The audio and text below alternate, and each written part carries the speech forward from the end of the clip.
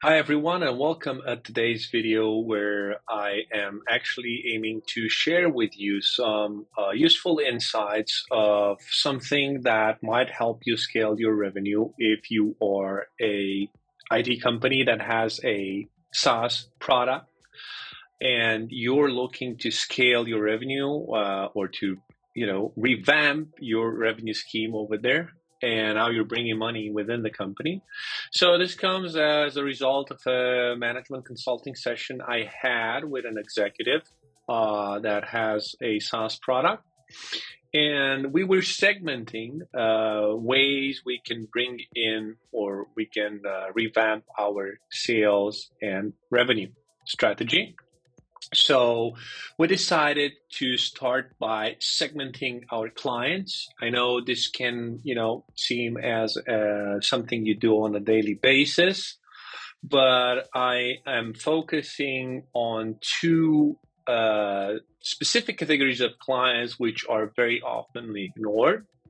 So my way of segmenting clients is looking at dead customers, and this is associated with churn rate or customers that have exited the commercial agreement you have over there.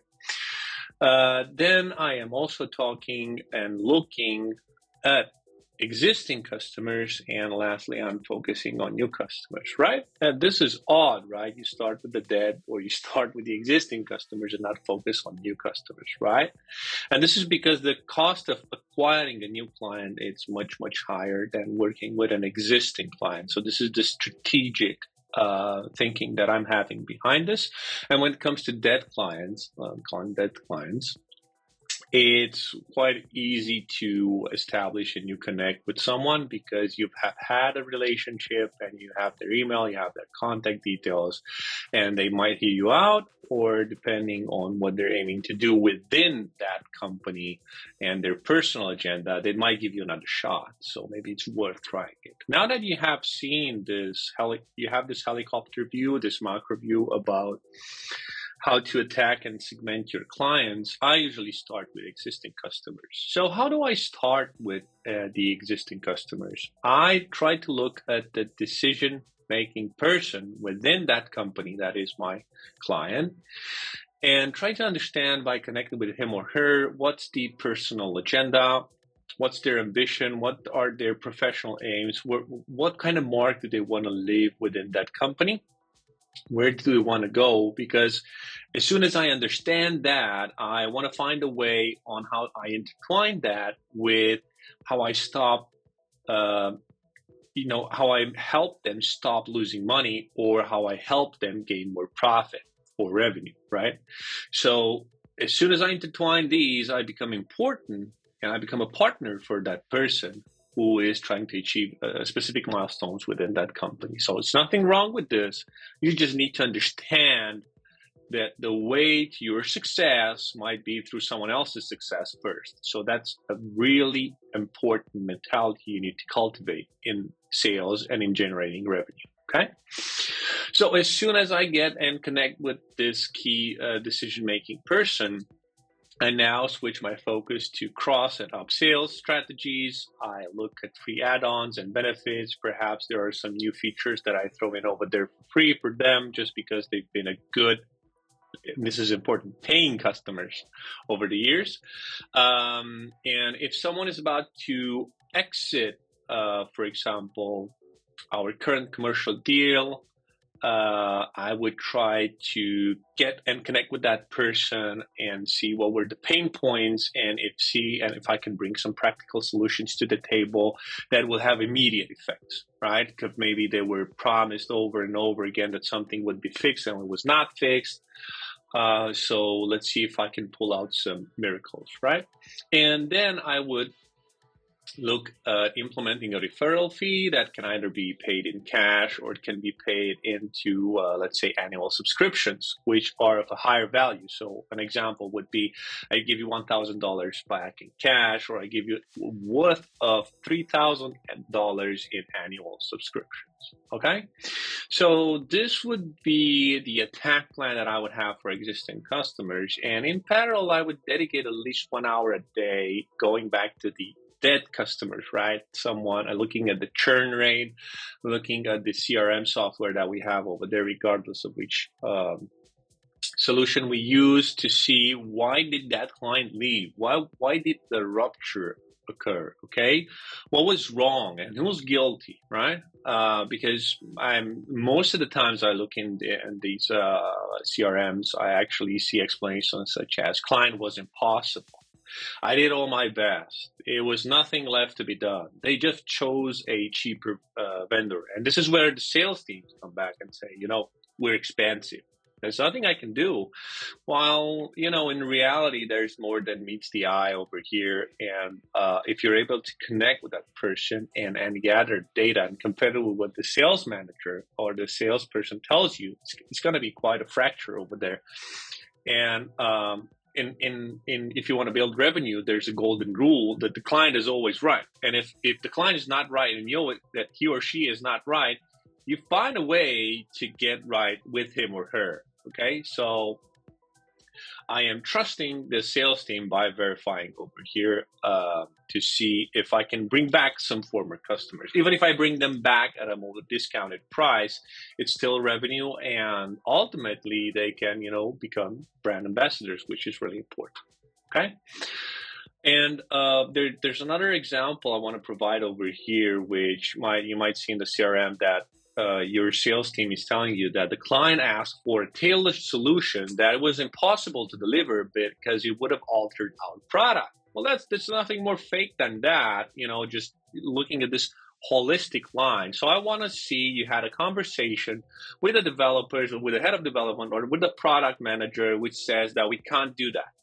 If you don't have that email for me, and it has specific bullet points that explains granularly why we cannot do that for that client, then you might be throwing away $1 million deal or millions of dollars of deal if you look at annual value of that lifetime value of that contract for just perhaps something that would have cost us like 20 hours with pre-mid developers and QA.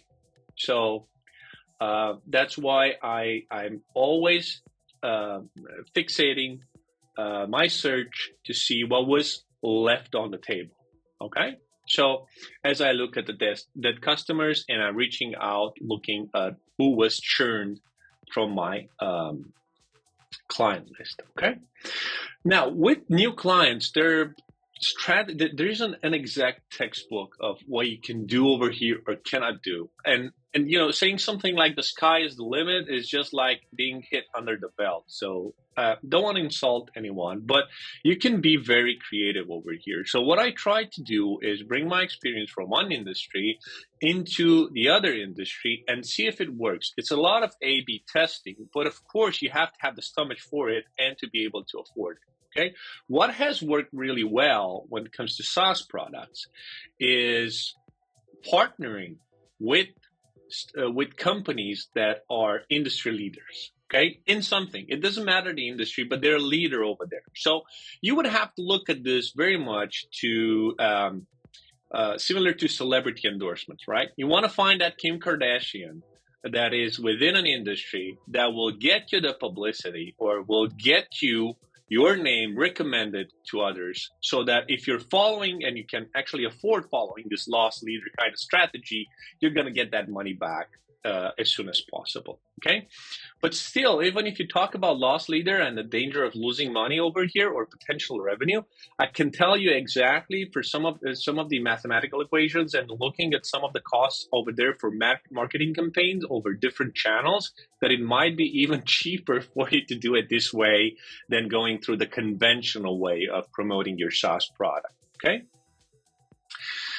The second one would be, with respect to acquiring new clients, would be strategic partnerships with similar SaaS products for which you can play a complementary role. Okay? Now, there might be SaaS products out there that sell really, really well, but they might not do the part that you're doing with your product. And if you make a bundle offer over there, it might drive sales for them also, not only for you, which is a win-win solution. And I've seen them work pretty well. And usually the reason why it did not happen is because the executive of one company was too reluctant, embarrassed, or had too much of an ego to call the executive of the other company and actually establish this partnership. Because at the end of the day, we all want to make money over here, as we're not running charities, right?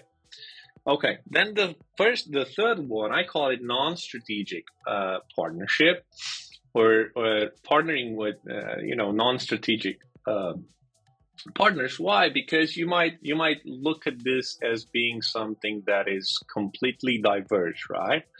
So my SaaS product is Netflix, but I'm partnering with Orange. Why? Because although it's a telecom company, people actually can have Netflix on their mobile phones, and if you have unlimited mobile data, which is 5G speed, then you can watch my TV series, right? And I can sell you a subscription at a lower price, but you would give me entrance within a pool of folks and customers that could compensate for the lower price that I give you over here. And by the way, this is actually a successful case study over here. And there's another. If you're really, really, confident about your SaaS product over there, and it has done wonders for others, you can be very cocky about it and say, listen, I'm going to adopt the model. You win, I win. You lose, I lose. So I'm going to be charging you for my product based on the gains that you actually make. So this is a bold one. This is not an easy one to implement, but if you're that confident and it's not just marketing on what you're saying, I think we can go and make an A/B test with some of the existing clients before we make this a mass news for other clients also. And I think number 5, with respect to gaining new clients, is I usually see executives and companies defining a client persona over there, which is, in their own imagination, someone, and it completely excludes a specific category of clients. But that specific category added with other specific categories makes 7 billion of clients. So I usually start with, why are you excluding those folks? And trying to challenge the executives and the developing team to see if we can actually develop a lighter version of that product, which up to some extent can be used for free or at a very discounted price, but it would solve the problem for, let's say, a small company that is up to 10 employees. And when they reach the 11th employee, guess what? They're going to work with the solution that they're actually familiar. So they'll actually pay that. And I mean, not actually pay that guaranteed, but there's an extremely high chance that they will buy your product if they got used to it and they start actually implementing it in their day-to-day business operations. So this would be my way of actually scaling revenue and reshaping the revenue strategy for a company that has a SaaS product.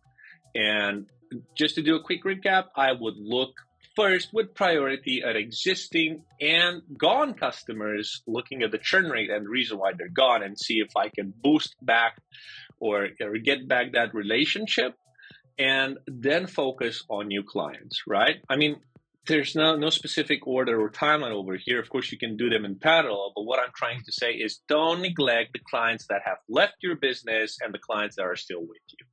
Thank you for watching this video.